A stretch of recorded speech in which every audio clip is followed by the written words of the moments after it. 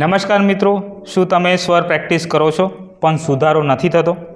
આજના વિડીયોમાં હું તમને એવી ટ્રીક શીખવીશ જે 90% લોકો નથી જાણતા. નમસ્કાર મિત્રો, આપ સૌનું સ્વાગત છે તમારા પોતાની ચેનલ મેક ગુજરાતી મ્યુઝિશિયનમાં. આ છે આપણી 30 દિવસમાં હાર્મોનિયમ શીખો સિરીઝનો ચોથો દિવસ. સૌથી પહેલાં સમજીએ સ્વર એટલે શું. તો મિત્રો, સ્વર એટલે સા, રે, ગ, મ, પ, ધ, ની અને સા. એટલે આ સા અને આ સા એટલે મધ્ય સપ્તકનો સા અને તાર સપ્તકનો સા. આ બંનેને આપણે એક જ સ્વર તરીકે ઓળખીશું. એટલે 1, 2, 3, 4, 5, 6, 7 ટોટલ 7 સ્વર છે. તો આને આપણે એક સપ્તક કહીશું. તો મિત્રો, સા, રે, ગ, મ, પ, ધ, ની, સા એટલે ટોટલ 7 સ્વર આવેલા છે. અને 7 સ્વરની સાથે સાથે 4 કોમળ સ્વર એટલે કે રે, ગ, ધ અને ની. આ 4 કોમળ સ્વર છે અને એક તીવ્ર સ્વર છે. મધ્યમ પછી તરત જ જે સ્વર આવે છે અને આપણે તીવ્ર મધ્યમ કહીશું.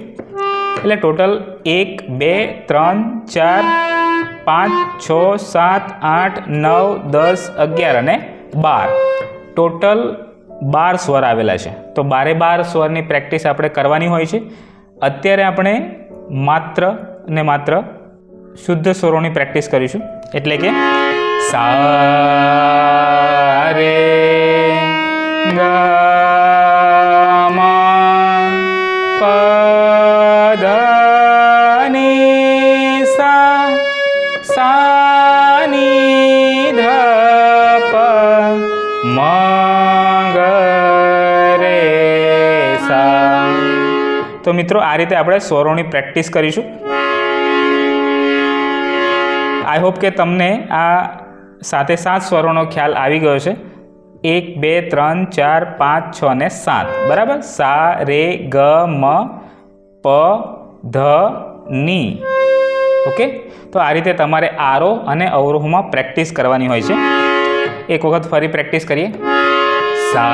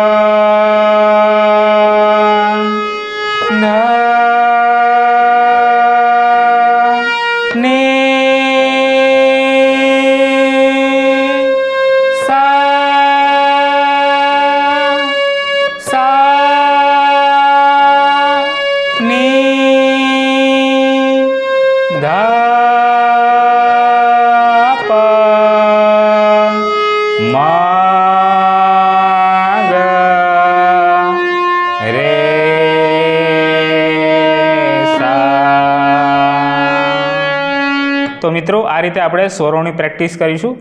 સૌપ્રથમ આપણે મધ્ય સપ્તકના સાથી લઈને તાર સપ્તકના સા સુધી પ્રેક્ટિસ કરીશું.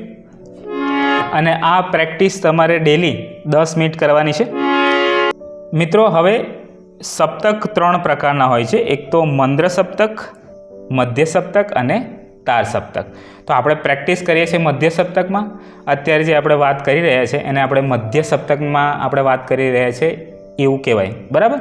અને એનાથી પણ નીચે જે આપણને પોતાને જ પોતાનો અવાજ સંભળાય એ રીતે આપણે વાત કરતા હોય, ખૂબ જ ધીરેથી વાત કરતા હોય, એને આપણે મંદ્ર સપ્તકમાં વાત કરીએ છીએ એવું કહેવાય. એટલે કે એકદમ ધીમે વાત કરતા હોય.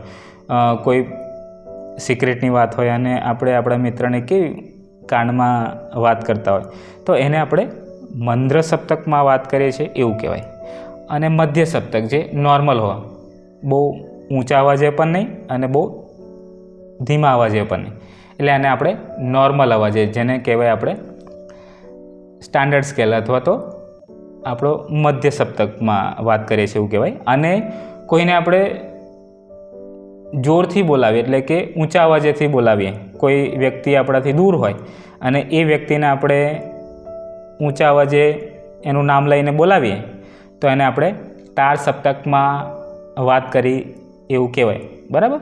તો આઈ હોપ કે તમને મધ્ય સપ્તક, મંદ્ર સપ્તક અને તાર સપ્તક વિશેનો ખ્યાલ આવી ગયો છે. એક સપ્તકમાં 12 સ્વર હોય છે, એટલે 1 2 3 4 5 6 7 8 9 10 11 12 આ આપણું એક સપ્તક બની ગયું કહેવાય. બરાબર. તો એક સપ્તકમાં 12 સ્વર હોય છે.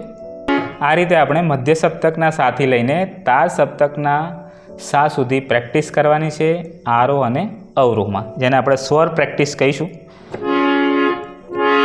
તો મિત્રો, તમારે શરૂઆતમાં સ્વરો ધીમે ધીમે વગાડવાના છે. પહેલાં એક એક સ્વરને સાંભળવાનો છે, એને સમજવાનો છે, અને પછી એના અવાજની સાથે આપણો જે અવાજ હોય એને મેચ કરવાનો છે, એટલે કે ભળી જવો જોઈએ. સા.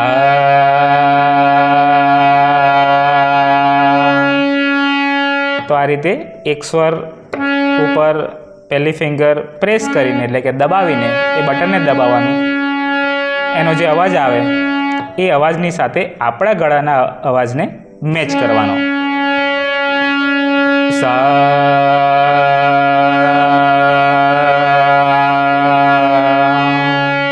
શરૂઆત આપણે સાથી કરવાની છે, પછી રે, ગ, મ, પ, ધ, ની આ રીતે અલગ અલગ સ્વરો ચડતા ક્રમમાં લેવાના છે, અને પછી ઉતરતા ક્રમમાં પણ લેવાના, જેને આપણે આરોહ અને અવરોહ તરીકે ઓળખીએ છીએ.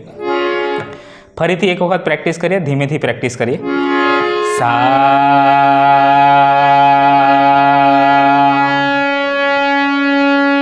રે,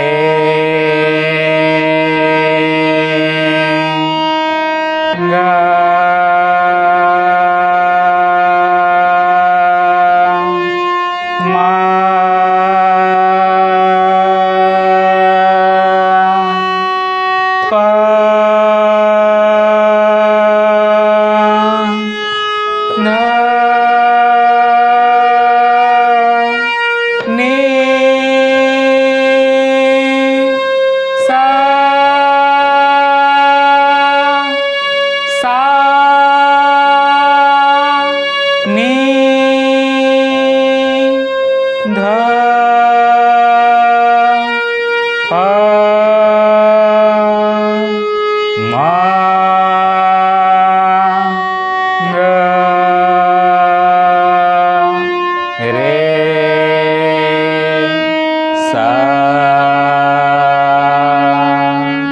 તો આ રીતે આપણે દરેક સ્વરનો અવાજ સાંભળીને એના અવાજની સાથે આપણા ગળાનો અવાજ મેચ કરવાનો છે, અને ધીમેથી પ્રેક્ટિસ કરવાની છે, ખૂબ ઉતાવળ કરવાની નથી. તો આ રીતે તમે 10 મિનિટ પ્રેક્ટિસ માટે આપશો તો તમારા ગળામાં, તમારા અવાજમાં ફ્લેક્સિબિલિટી આવશે, સાથે સાથે તમારા ફિંગરમાં પણ ફ્લેક્સિબિલિટી આવશે, અને તમે ખૂબ સારું ઇમ્પ્રૂવમેન્ટ કરી શકશો. પણ અહીં એક સિક્રેટ છે. ઘણા બધા લોકો જલ્દી શીખવાના ચક્કરમાં ઝડપથી વગાડવાનું શરૂ કરી દે છે. એમની પાસે ધીરજ નથી, જે ખરેખર ખોટું છે. ધીમેથી પ્રેક્ટિસ કરવી અને પરફેક્ટ પ્રેક્ટિસ કરવી જોઈએ, જેથી કરીને આપણા અવાજમાં સાથે સાથે આપણા વગાડવામાં ફ્લેક્સિબિલિટી આવે અને ખૂબ ઝડપથી આપણે શીખી શકીએ. મિત્રો, કોમેન્ટમાં લખજો તમે કયા લેવલ પર છો, બિગિનર છો કે પછી ઇન્ટરમીડિયેટ. જો તમે બિગિનર છો તો આ બધા જ વિડીયો લેસન તમારા માટે ખૂબ જ ઉપયોગી રહેવાના છે. એટલે 30 દિવસમાં હાર્મોનિયમ શીખો સિરીઝમાં જોડાયેલા રહેજો. જો તમને આ વિડીયો પસંદ આવે તો વિડીયોને લાઇક, શેર અને કોમેન્ટ કરવાનું ભૂલતા નહીં, અને આવી જ સરળ રીતે હાર્મોનિયમ શીખવા માટે આપણી ચેનલને સબસ્ક્રાઈબ કરવાનું ભૂલતા નહીં. અને ડે 5માં આપણે ફિંગર પ્રેક્ટિસ અને ફિંગર પોઝિશન વિશે શીખીશું. એટલે નેક્સ્ટ વિડીયો જોવાનું ચૂકતા નહીં, અને ખરેખર તમને શીખવાનું મળશે જ. એટલે આપણી ચેનલ સાથે જોડાયેલા રહેજો. આજના વિડીયોમાં બસ આટલું જ. ફરી મળીશું એક નવા વિડીયોમાં નવા ટૉપિક સાથે. ત્યાં સુધી જય હિન્દ, જય ભારત.